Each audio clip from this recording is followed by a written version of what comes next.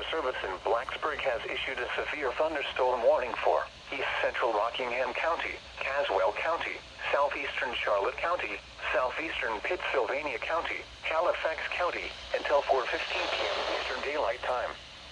At 3:21 p.m. Eastern Daylight Time, severe thunderstorms were located along a line extending from near Natalie to Lawsonville, moving east at 20 miles per hour. Hazard, 60 miles per hour wind gusts. Source, radar indicated. Impact, expect damage to roofs, siding, and trees.